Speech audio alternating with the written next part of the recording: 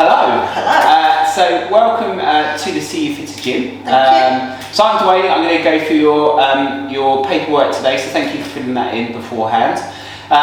So just going to get an idea of basically what you've been through in regard to your treatments, or if you're going through treatments, etc. And kind of how I can pathway you through our program that would be suitable for you where you are now. Okay. And then kind of help you build up from there. Okay. So you live in Rustington, so local. So how did you hear about Cancer United and See You Fitter? From Jan's son-in-law. He came and did a decorating job at my house, and he said Mum's just set up a support group for cancer patients. Okay, so he come and done all your decorating and stuff like that, did he? He did, yes. Excellent. Okay, so you live locally, always lived in Rustington? No, lived up in Surrey. I went up there to do my nurse training, and then when my marriage broke up, I moved back home because my brother's local and my mum's in Rustington. So you used to be a nurse. What type of nurse did you do? Children's nursing. So, yeah. Right, so we're going to talk a little bit about your cancer, what cancer you've been diagnosed with. So you were diagnosed with breast cancer? Yes, in 2011, on the left side. Okay, and how did you find out about that originally? I just turned 50 and I got invited for a mammogram, and it showed up on a mammogram. Okay, so a regular kind of mammogram? It was my first one, yeah. Okay. The big thing about getting to 50, because I lost my dad at 50 to cancer. And then everybody jokes with your 50 birthday cards you get invited for a mammogram. So I was just about 51 when my letter came through. So things like the mammogram is so important, aren't they? Yeah, so they really do yes. need help. So in 2011, when you were firstly diagnosed with cancer, what treatments did you have? I had a mastectomy, and then I had 6 rounds of chemo, and then 3 weeks worth of radiotherapy. And was that on your left side or right side? Left side. On your left side. So let's talk about, so you had mastectomy first. So in regard to the operation and surgery, how did that go for you? Surgery was okay. Physio came and showed me some exercises to get my arm movement going. That was okay. Surgery, I think, was probably the easiest part of it all. I did go home with sort of 2 drains, but then they came out after a couple of weeks. So I think the surgery was if you like, the easiest part of it. And how was the mobility on that side? Because I'm left-handed, I found it quite easy. Okay. And physio came back to me and she said, well, you shouldn't be doing that, you shouldn't be doing that. I said, well, I've got to, it's my left hand, so that's my prominent hand. But there's no problem, you got any problems now in regards to that movement there? No. So you're saying that the mastectomy was the easiest part? Yeah. So the next step for you was having the chemotherapy? Yes. So you had 6 rounds of chemotherapy? 3 lots of, 1 lot of chemo, and then 3 lots of another chemo. And how was that for you? The first 2, I had to have a PICC line put in, so that was a bit sort of traumatic in itself. Yeah. 3 lots of chemo, first 3 lots were okay. After the second lot of treatment, my hair started falling out. So, and then it did get, as more treatments progressed on, it did get sort of tougher, and it was taking me longer each time to recover from that lot of chemo. Okay. And so you're saying tougher, was that, what was the tough part of the chemotherapy for you? Just sort of being tired and no get up and go, and couldn't be bothered. My son would make me a cup of tea and it would be just there, and I just couldn't be bothered. And I know I sort of worried him at one stage, because I think I slept for about 48 hours because I just couldn't do anything else. So. And then after that you had your 3 weeks worth of radiotherapy? Radiotherapy was okay. It was tiring because I had to go to Portsmouth QA, and it was every day apart from the weekend. And the travelling would take longer than your actual treatment, but as far as the radiotherapy was concerned, that was okay. Okay. And then, so have you, well, since 2011, that was a little while ago now, have you experienced any other parts of those side effects now in regard to the tiredness and lost to get up and go sort of thing? And sometimes, because after the radiotherapy I got put on tamoxifen, and the tamoxifen I think was okay, yeah. But then you start sort of getting the side effects of the tamoxifen started building up, and you get sort of joint pain with that. Okay. So yeah. But that was more from the tamoxifen. Yeah, side effects. Yeah. And then so from there, 2018. So Yes. re-diagnosed, this time right side vasectomy. So again, how was that picked up? That was on a mammogram again, Okay. so because I was being seen every year Yeah. because of the other side. So this was a sort of yearly one, and they had precancerous cells there. But with my sort of history, they offered me a lumpectomy, or she said mastectomy, and I said just go for a mastectomy. Okay. So same thing. So did you, in regards to surgery, went accordingly? They were happy? Yeah, surgery was okay. Yes, I got discharged after 3 days, so surgery was, yeah. And mobility, did you have a drain fitted as well? Not or was that, this time, no? because it didn't involve my lymph nodes. This side involved my lymph nodes, Right. but not that side. So the first time then, did you have lymph nodes removed? Yeah, three of them. And then, and then you had chemotherapy again? Yes, 12 weeks, every day for, once a week for 12 weeks. And then did you have a PICC line put in for that one? Yes, did, because my veins are rubbish. Right. Okay, so you had so 12 weeks worth of chemotherapy, and again, did you experience any side effects in regards to the chemotherapy? Again, it was, I think I got to sort of number 10, and everybody says to you, oh, you've only got 2 more to go, that's really good. And I thought, I can't do 2 more. I said to Ryan, I said, I can't go this week. He said, no, Mum, you're going. So, oh, you've only got 2 to go. And no, so it was tough and it was tiring. So, but And again, was that the build up of everything? yes, yeah, so, yeah. So from having that second bout of chemotherapy, you were put onto some medications. You were on I was on tamoxifen. Then I moved over, because you can only be on, research has shown that you can spend 5 years on tamoxifen, then move over to letrozole. So I got moved over to letrozole. And you said about the, in regard to the tamoxifen, so you had the joint problems? Yes. So are you still experiencing them today? Not now, no, because I No. finished the letrozole this time last year. Right, okay. But the joint pain was worse on the letrozole. Right. But you're not experiencing that at the moment, so No. the joint pains are no longer there? No. So let's move on. So let's talk about other things that might be going on for you. So any problems with your heart? Any heart conditions that I need to be aware of? I have got high blood pressure, for which I take tablets for. And then 3 weeks ago, I had complete heart block and ended up with a pacemaker. So in regards to the high blood pressure, is that something you've always had? It started about 5 years ago, Right. but it was controlled with the tablets I'm on. And then the pacemaker that you recently had fitted 3 weeks ago, all has gone accordingly. So obviously there were some issues there. Yeah. So what happened there for you to have a pacemaker put in place? I'd had a couple of sort of dizzy spells, and I just put it down to the heat, and I'm not a great drinker of drinking fluids, and sort of saw my GP, and she said, well, you need to drink more. And I had been under a lot of stress. Mum had recently died and selling Mum's bungalow, so there was sort of the stress levels were up there.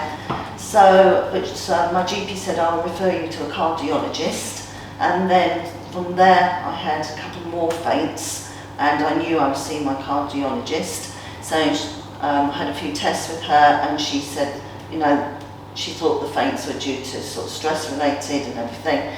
And then a couple of weeks ago on a Friday, I felt faint and really sort of lightheaded and just didn't feel very well at all, and ended up in accident and emergency. Okay.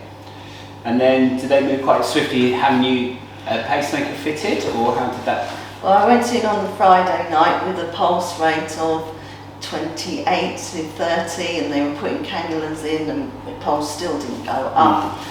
And it's the weekend, so I went in Friday night. I sat there Friday and Saturday, we're being monitored on a cardiac monitor, still with a pulse of, the highest it went up to was about 34.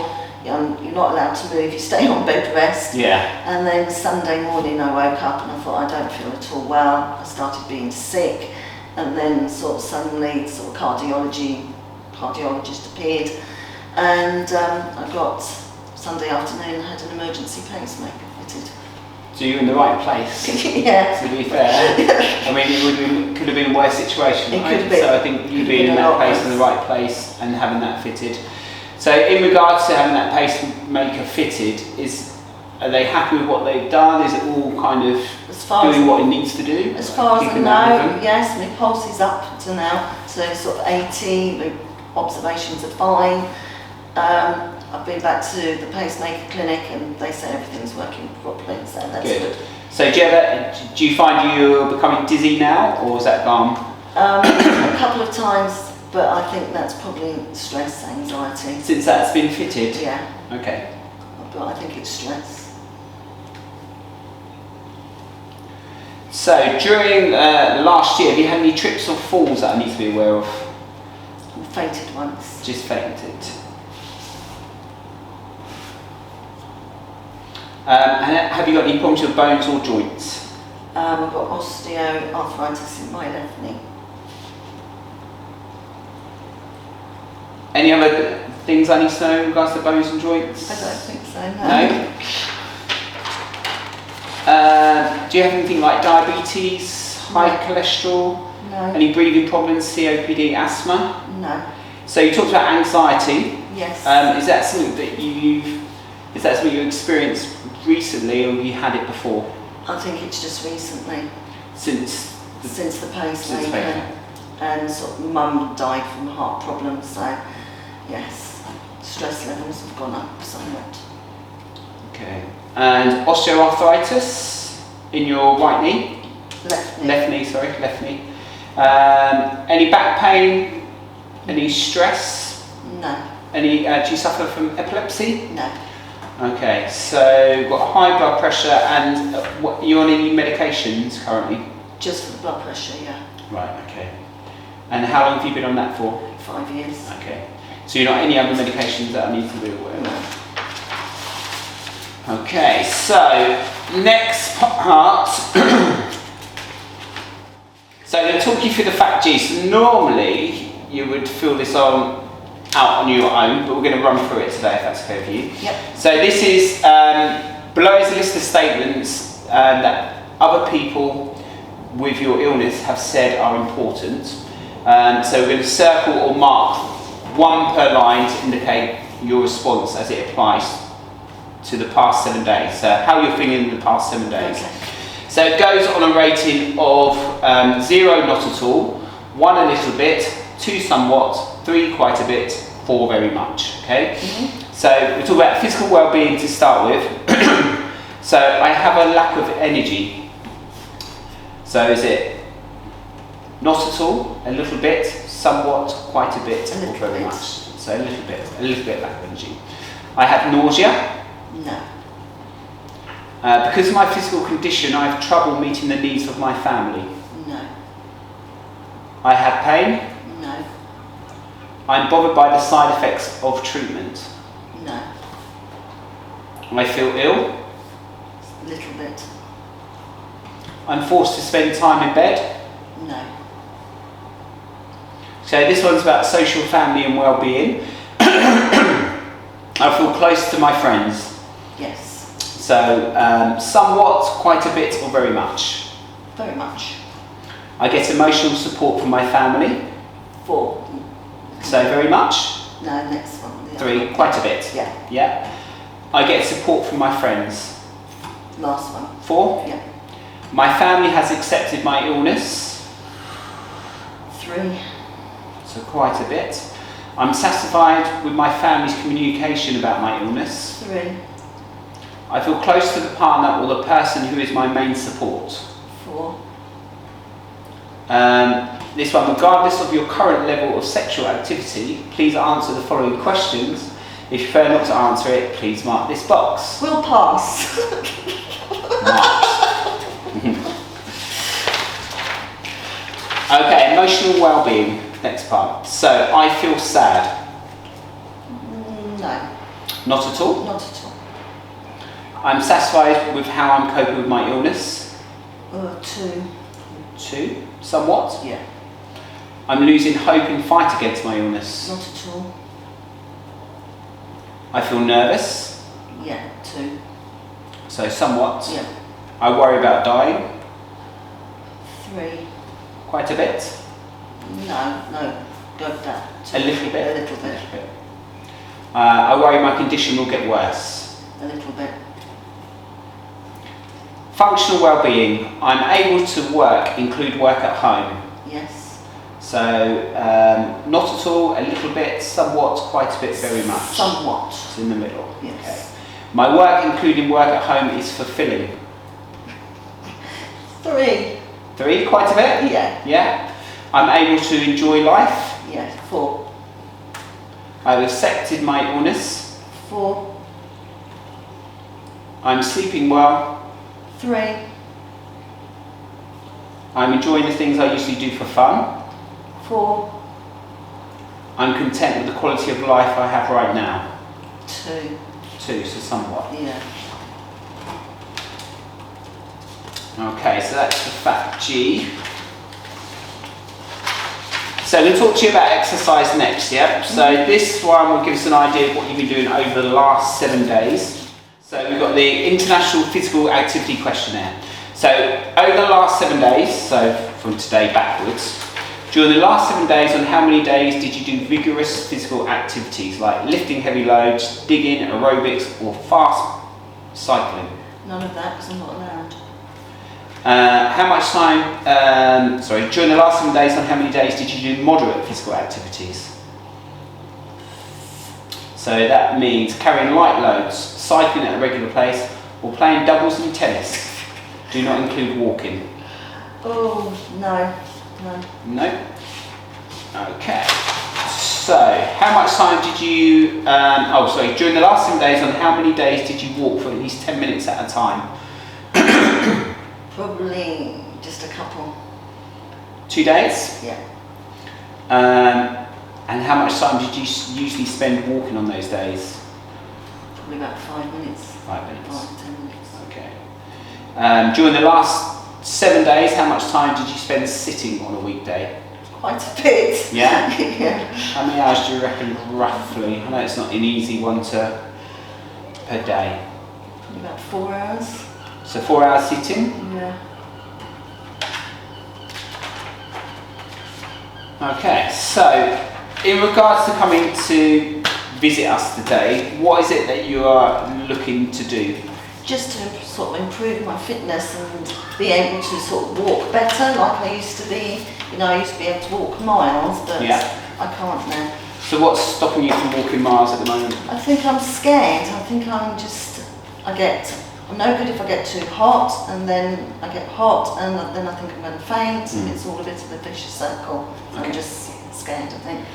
So walking, is that a priority in regards to your fitness? Yeah. Is there any goals that you would kind of like to set? So you talked about walking, so is there anything else you specifically like to do? Just get back to what my sort of normal fitness, or better fitness than my fitness now is rubbish. So I just want to improve my fitness. And what would that look like to you in regard to improving your fitness? Just being able to get out more, and because I've turned people down because I know they're going somewhere, visiting somewhere, and I know it's going to be a long walk. So I've said I don't want to go. I don't want to go. So just to be able to sort of get out with my friends and do a bit more. So, Right. yeah, Okay. more walking. So more walking, so that's important to you. Yeah. So you can go out and you can meet up with your friends, Yeah. walk longer distance. What sorts of places do they go to live on? Just sort of like the sunflower Oh, yes, yeah. fields and the lavender fields Yeah. and that sort of thing, and they like historical castles and whatnot. So yeah, just sort of get out and just to be social, I think.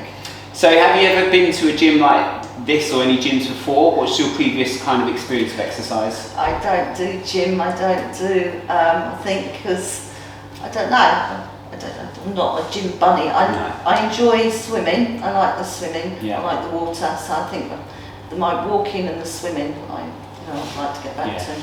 Okay, so in regards to the walking, so it's a couple of things to think about. So obviously it's working your heart, and I know you've been through this pacemaker situation where you've had a pacemaker fitted, but it's helping you. Obviously, that's going to regulate how your heart works, of course. And obviously, you're still under the oncologist, which is important because they keep an eye on you. But the other thing is, you still got to challenge your heart in some ways, but you've got to do it in, easy. You've got to ease yourself back in, obviously, because you've been through a shock of going through cancer, what's happened to you, all those side effects of that fatigue, going through the tamoxifen and letrozole in regards to the joints and things like that. So we can get you moving in regards to exercise, we can get you moving in a safe environment. So I know you said in regards to your confidence, so we can help you build up. So we can do that in this environment. So you can see it's not a big gym that we have, it's a small gym. That enables me to get around to teach you and you to go at your own pace, which is really important. Yeah. So want you to challenge yourself, because challenge is important, but also I want you to rebuild your confidence in yourself. So we have lots of different tools that we use in the gym to help you do that. We've got different classes to help you do that as well. So for example, we have a CU seated class, which all of it is done from seated, but you still work the muscles, you still contract the muscles to make them work. We have a class called Chemosize as well, which is for people that have been through treatments and surgeries. And again, that's to help people build up. So we start with seated work, we work bigger movements using things like the suspension training, to resistance bands, weights. And you're going to work your heart rate. But we work in blocks of time. So you might work on a short bout of time. And time's really good because it enables you to go at your own pace, what works for you. So some people might do 10 of something, some people might do 5, some people might do 3. So it enables you to go at what works for you and to help you build up from there. And then we've got the other things, we have a walking group and we have a Nordic walking group, and I think the walking group would be great. So it's more of a social walk that we do on a Friday, where we all come together and we walk about 20 minutes out, 20 minutes back, and that works different for different people. So some people will walk as far as the Red Bridge, some people will walk as far as the Look at Sea Centre, some people as far as the pier, some people not even that far. So it's for you to help build up. So it might be working, getting the arms going a little bit, getting your heart rate up a little bit, and just gently going maybe a little bit further each time. So they're the sort of classes that we have to offer, which I think would suit you to help you build up. Another class we have something called Stretch and Relax, which might help you in regards to things like anxiety, to give your head, just that little bit of still and that little space. So I think you've got lots of options here. It's just, what sounds better to you than the others if you're going to choose one? I think probably the walking. Because that's sort of the social side, and it's always good to talk. And you're with other people, so I think the walking would be good. At the moment, I'm just setting myself sort of one challenge a day. So today I did a Tesco shop, so that was enough for today. So and I got a bit anxious in Tesco's, but I did it, and it was pat on the back sort of thing. So that sort of thing. So maybe if we got you into that walking group, and obviously you'll be surrounded with other people that have been through similar circumstances in regard to cancer, of course. We always have 2 instructors that are on there as well, so that enables us to get people moving who want that little bit more vigorous, but also for those who are just building up again to help them manage them as well. And also we have that social time as well afterwards, which is really important. So if you want to come and chat and speak to people, which can be also helpful. So I think if we get you pathway into that to start with then, so the walking group, and then we'll look at the other ones, because I think if we could work through some strength work for you as well, for your legs, if you're talking about you want to do, eventually longer walks and things like that, that's going to come to work in your muscles as well. And there's lots of, I suppose it's, in regards to keeping your muscles strong, it's really important because it keeps us upright, it does lots of things for us. Obviously we need to think about your bone density as well, so walking's great for that because that impact, and things like that. I think I'm quite strong. So that's good. So you'll probably really excel at that part in this strength area, which is great. So again, it's just helping with that toning and strengthening in this area, and it will complement all the things that you want to do. Okay. which is important. Sounds good. So if we get you moved into the walking program to start with, and then from there we can look at other stuff. Okay. Is there anything that else that you've got any other questions you'd like to ask in regard to Cambridge United Senior Fitter? So we do charge for classes. Okay. We charge £5 a class. That enables us to make it sustainable. So then, week in, week out, we can afford to pay the instructors and things like that. But unlike other programs, we only do like a 12-week program. We're always here, so Okay. you'll constantly come back and do other things. We have lots of other things we do. We've got events, we've got a choir. It goes on and on. So for you to be involved in whatever you like to be involved in. Okay. How many people do you have in a class? So we have about 8 people that come into a class here. Obviously, when we're outside, we can have more because obviously space, especially in regards to COVID times. But yeah, I think. So is it all women in one class or sort of mixed? It varies. So like kima size classes are mixed, and then we do have like we go more specific into male and female classes as we build you up. CE seated classes is mixed as well as stretch and relax. So those 2 classes, would you feel more comfortable working with women only, or you don't mind? Okay. So like I say, kima size, a stretch and relax, you've got lots of different options. You might go, I'll try this one first, try that one first. Yeah. But we get you into the walking group to start with, Okay. help you build up from there. I'll get you to sign this paperwork. So basically this is all the information I've been through with you. So if there's anything you're unsure of, Okay. obviously let us know. And if anything changes, so any of your medications change or anything that we need to know, obviously we want to do the best for you in regards to helping you to progress. Okay, sounds good.